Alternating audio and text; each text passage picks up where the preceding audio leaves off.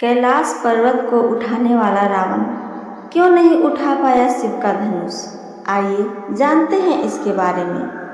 लंका का राजा शिव का परम भक्त, अपार बल और बुद्धि का प्रतीक, जिसने कैलाश पर्वत तक को उठा लिया था, वह शिव धनुष को क्यों नहीं उठा पाया। क्या शक्ति कम थी या बात कुछ और थी?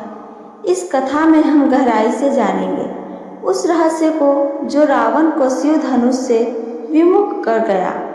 यह कहानी शक्ति, अहंकार, भक्ति और मर्यादा के बीच के सूक्ष्म अंतर को दर्शाती है। रावण का प्रारंभिक जीवन और शिव भक्ति के बारे में आइए जानें। रावण का जन्म महर्षि विसर्वा और राक्षसी कैकसी के पुत्र के रूप में हुआ था।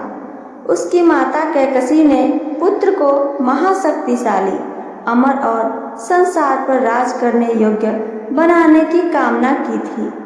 रावण बाल्यकाल से ही तेजस्वी और अत्यंत ही मेधावी था। उसने वेद, शास्त्र और तंत्र मंत्र की गहन शिक्षा प्राप्त की थी। रावण की भक्ति का केंद्र बने भगवान शिव, उसने कठोर तप किया, वर्षों तक स्थिर खड़े होकर फिर सिर काट काट कर शिव को अर्पित करता रहा। जब उसने अपना 10वां सिर चढ़ाया, तभी भगवान शिव प्रसन्न होकर प्रकट हुए और उसे पुनः 10 सिर प्रदान किए। साथ ही वरदान दिया, तू तीनों लोकों में अद्वितीय, बलशाली और अमरत्व को प्राप्त करेगा, जब तक कि कोई ईश्वर स्वयं उसका अंत न करे। कैलाश पर्वत उठाने की कथा आइए यहाँ से प्रारंभ होता है। रावण जब शक्ति और अहंकार में परिपूर्ण हो गया, तब वह कैलाश पर्वत पर पहुंचा। वहां शिव और पार्वती निवास करते थे। नंदी ने रावण को रोकने का प्रयास किया तो रावण ने उसका उपहास किया। क्रोधित होकर नंदी ने उसे श्राप दिया कि तेरा अंत एक वानर के हाथों होगा। अपमानित रावण ने कैलाश पर्वत को ही उठा लिया। धरती कांपने लगी, ब्रह्मांड डगमगा गया। माता पार्वती भयभीत हो उठी।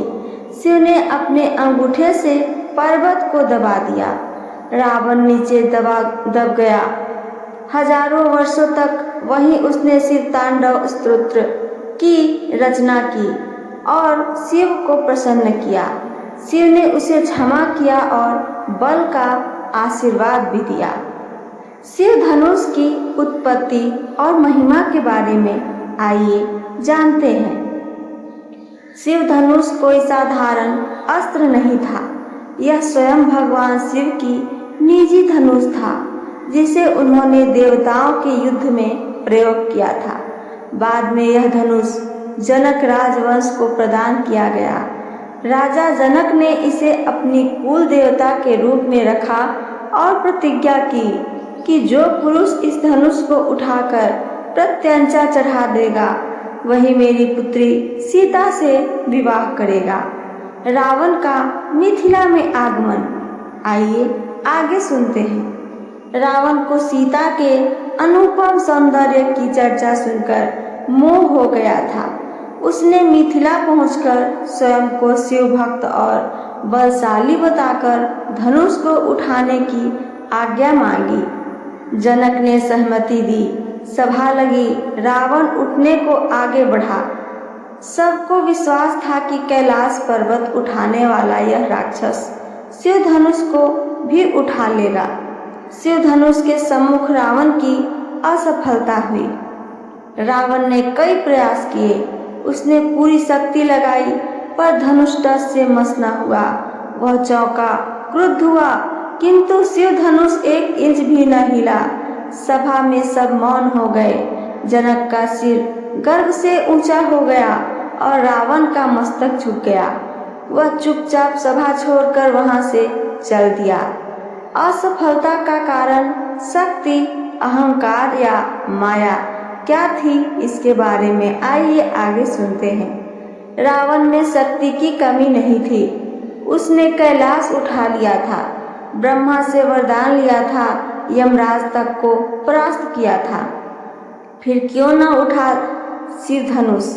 यहाँ कारण था शिव की माया और रावण का अहंकार। रावण शिव भक्त तो था परंतु अहंकारी।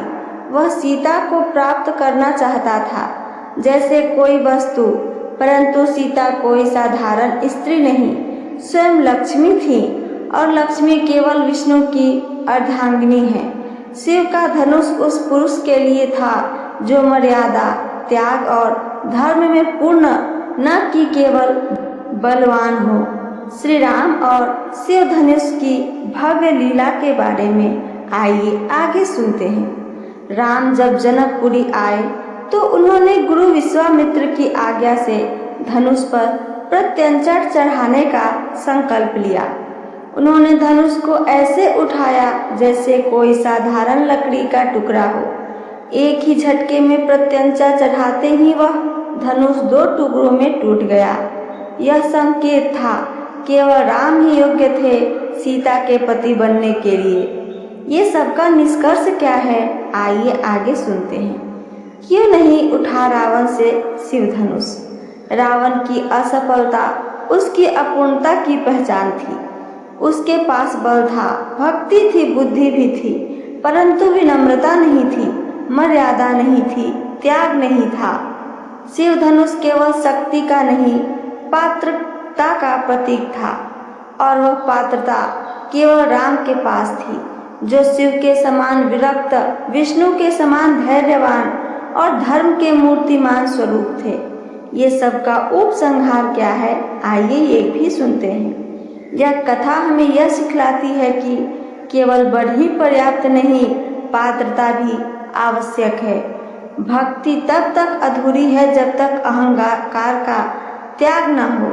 ईश्वर की कृपा प्राप्त करनी है तो सेवा, नम्रता और मर्यादा को अपनाना होगा।